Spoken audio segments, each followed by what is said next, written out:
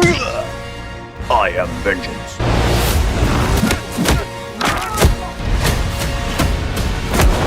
Matt Reeves has directed one of the most self-destructive Batmans we have seen put to screen in recent memory. And he uses every element of this brilliant movie to explore the Batman's psychology, or as Carl Jung would put it, the shadow persona. I did a lot of reading about masks and the idea of tapping into the shadow side, and I think he would probably tell you he was doing it to improve the city, but the degree to which it's personal is beyond, I think, even his understanding at this point. Swiss psychiatrist Carl Jung stated the shadow to be the unknown dark side of the personality.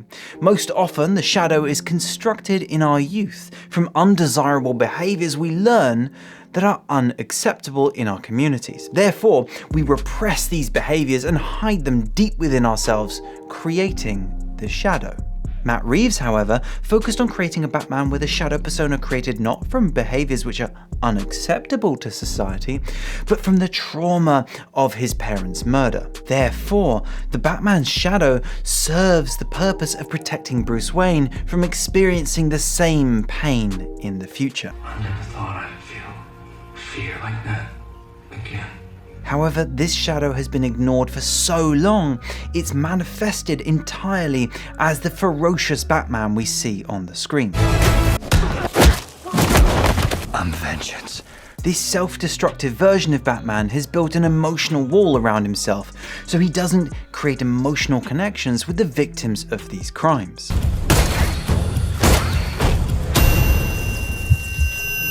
This short moment just after Batman has laid the beat down on some thugs is a masterclass in directing with the shadow in mind. Please don't hurt me. The light around the victim is pale yellow. However, when we cut back to the Batman, he's in darkness, the lower half of the screen in hues of threatening reds. This juxtaposition subtly lets us know how this victim must be perceiving the Batman in this moment, but it also lets us know just how different these two characters' worlds are. The actor's blocking or movement in the scene is also very telling. The Batman stands in front of the victim. His body is turned away. This creates a physical disconnection, elaborating further the Batman's shadow at work, protecting him from any emotional connections. For such a viciously ferocious scene prior to this very static moment, the Batman is dramatically still, and it seems like he has no intention of approaching and helping this victim, thus endangering his emotional barrier. Not satisfied with this, we are treated to a camera move to yet again reinforce this idea. The camera pushes past the citizen's shoulder as Batman's focus changes to the sky. By removing the victim from the frame, we insinuate that the Batman has literally lost interest in the victim. His attention has completely shifted. This makes us realize the Batman does not prioritize the victim. Reeves is trying his best to explore how the Batman currently lacks the empathy for the people of Gotham due to his shadow.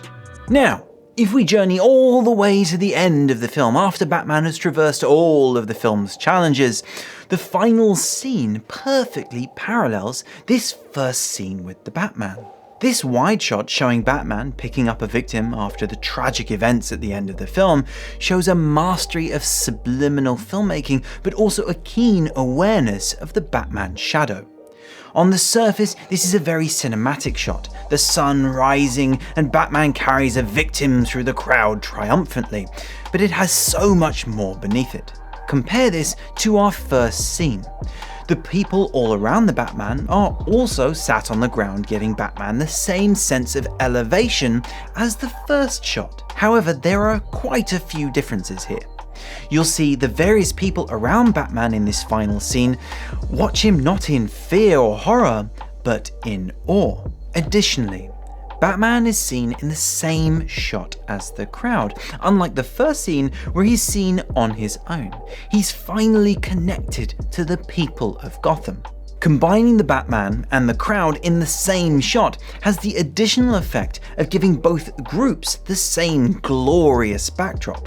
Dawn imagery has such strong psychological effects on an audience as it represents hope, growth, and potential, which Matt Reeves is saying Batman now represents, instead of vengeance.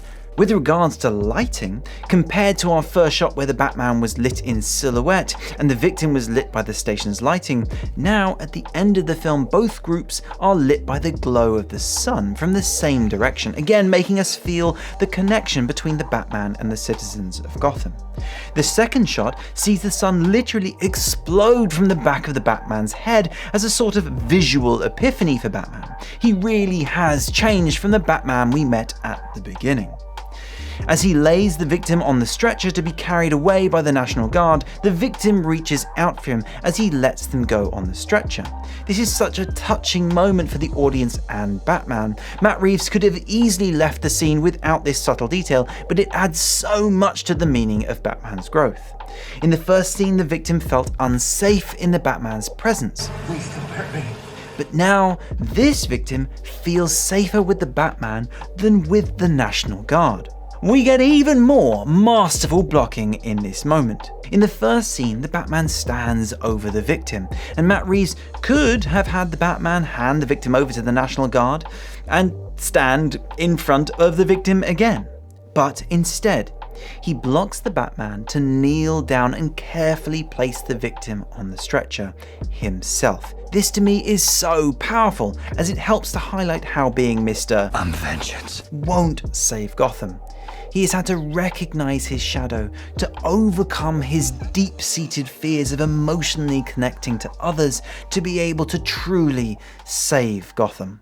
Finally, as he rests the victim's hand back on the stretcher, we have a brilliant acting choice.